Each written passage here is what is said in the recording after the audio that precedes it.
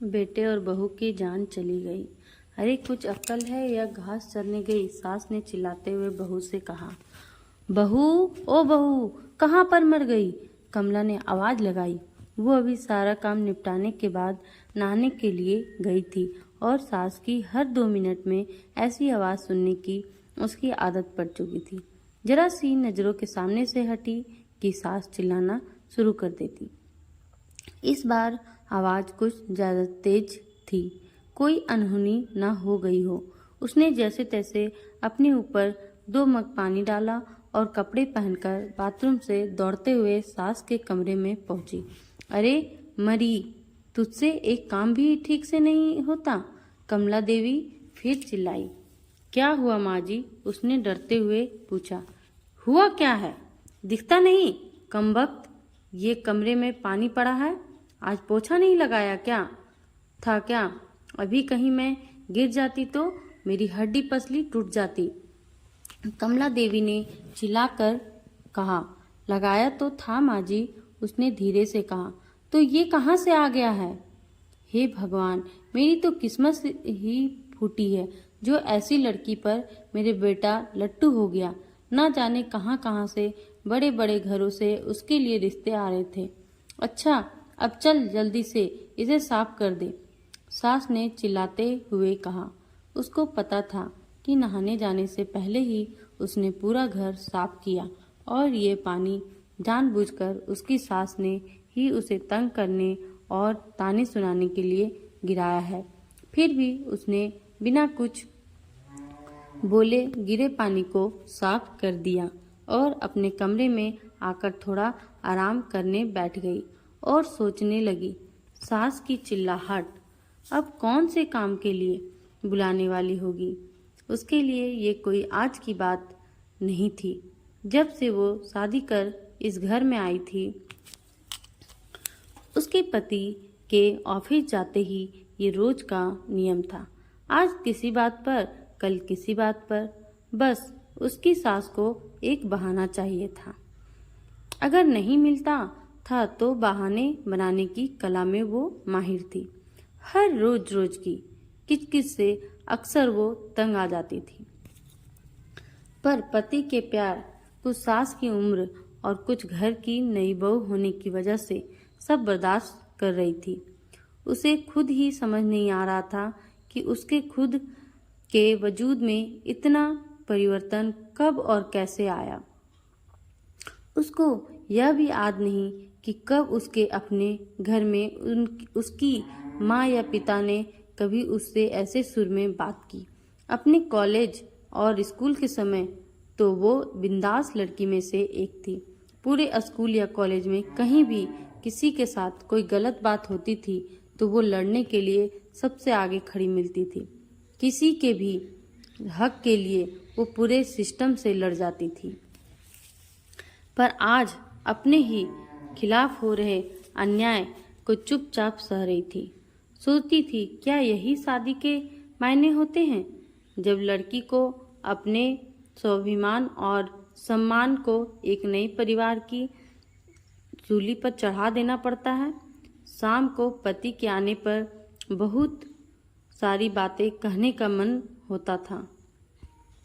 1-2 बार कही भी थी, पर एक तो थके होने से वो इस पर ज़्यादा ध्यान नहीं देते थे और फिर अपनी माँ के खिलाफ वो एक भी शब्द नहीं सुन सकते। उनकी माँ भी अपने बेटे के सामने उससे बड़े दिखावे के साथ बात करती थी, पर जैसे ही बेटा घर से बाहर निकलता था उनके तेवर बदल जाते थे, जो उसे समझ में नहीं आता था कि एक इंसान पल भर में 2 तरह के व्यवहार कैसे कर सकता है। कमला देवी को सबसे ज्यादा तकलीफ तो उसकी शादी में मिले दहेज से थी, जबकि उसके माता पिता ने अपनी हैसियत से बढ़कर उसकी शादी में खर्चा किया। लेकिन दहेज में या दूसरे में से कुछ भी मुफ्त में मिलने की उम्मीदों और अभिलाषाओं का कोई अंत नहीं होता। हर चीज कम लगती है और उसके आने पर सबसे पहले उनके घर की महारिन यानी कि दाई की छुट्टी कर दी और घर में उसके कदम रखते ही हाथों की मेहंदी का रंग छूटने के पहले ही बाकी कामों के अलावा बाई के सारे काम भी उसके ऊपर आ गए और कमला देवी ने कभी भी उसे एक नौकरानी से ज्यादा नहीं समझा। कुछ ही जिंदगी कट रही थी। उसकी रोज कोई नया बखेड़ा होता था और वो रोज शांतिपूर्वक उन्हें संभालने की कोशिश करते हुए सोचती थी कि जल्दी ही उसे अपने पति और सास के साथ बैठकर शांति से इसका हल निकालना पड़ेगा। पर बस रोज की ऐसी दिनचर्या में सबके साथ बैठकर बात करने का समय नहीं मिल पा रहा था। एक दिन वो रोज की तरह सुबह झाड़ू लगा रही थी जब कमला देवी अपने बिस्तर के किनारे बैठी स्वेटर बुन रही थी। अचानक जैसे ही वह झाड़ू लगाते लगाते उसके पास पहुंची, उसने बिना कुछ देखे बहू को जोर से लात मारी और चिल्लाई, अरे कुछ अक्ल भी है या घास चरने गई है? जब मैं कुछ कर रही होती हूँ तभी तुझे काम सूझता है। अभी ही मेरे कमरे में झाड़ू लगनी थी। तुझे क्या, तुझे नहीं पता कि मुझे धूल से कितनी एलर्जी है? ये आज का नया बहाना था उसे तंग करने का, क्योंकि घर में रोज ही ऐसे ही काम होते थे और पहले कभी भी ऐसी कोई बात नहीं हुई थी। फिर वो भी अपनी सास के व्यवहार को जानते हुए बहुत संभल के काम करती। वो उनके द्वारा दिखाई जगह पर सफाई के लिए जैसे ही थोड़ा झुकी, ना जाने किस झोंक में कमला देवी ने जोर से पैर चलाया और वह बहू के कंधे पर जा लगा। जब तक वो खुद को संभालती, उसका सिर सामने की दीवार से टकराया और गिर पड़ी। कमला देवी चिल्ला उठी, क्या हुआ कलमुही? मर गई क्या? उठ क्यों नहीं रही? बचा हुआ काम कौन करेगा? चल उठ। वो उनकी कुछ बातें सुन तो रही थी पर समझ में कुछ नहीं आ रहा था और बड़ी हिम्मत करके जैसे तैसे वो उठने की कोशिश कर ही रही थी कि कमला देवी ने फिर ठोकर मार दी और सिर दोबारा दीवार से टकरा गया। इस बार बहू बेहोश हो गई थी। सास बड़बड़ाते हुए उसे कोसती रही। जब नहीं उठी तो कमला देवी के हाथ पांव फूलने लगे और तुरंत अपने बेटे को घर आने के लिए फोन किया। पति उसे तुरंत हॉस्पिटल ले गया तो कमला देवी भी साथ साथ आई और एडमिशन कराने के समय भी बड़बड़ाए जा रही थी। सब पता है इसके तिरिया चरित्र का, सब करके कराने के और मुझे तंग करने के नाटक है इसके, जिससे घर में कोई काम ना करना पड़े और हम सब इसकी सेवा करें। यूं तो उसका बेटा काफी दिनों से घर में जो चल रहा था सब देख और समझ रहा था, पर आज माँ के ऐसे व्यंग देख कर कुछ ज्यादा ही परेशान हो गया। लेकिन इस समय उसे अपनी पत्नी की जान बचाने की पड़ी थी। डॉक्टर की तमाम कोशिशों के बावजूद सिर के अंदर कोई नस फट जाने से पहले तो वो कुछ दिनों कोमा में रही और अगले एक ही सप्ताह में उसने दुनिया छोड़ दी।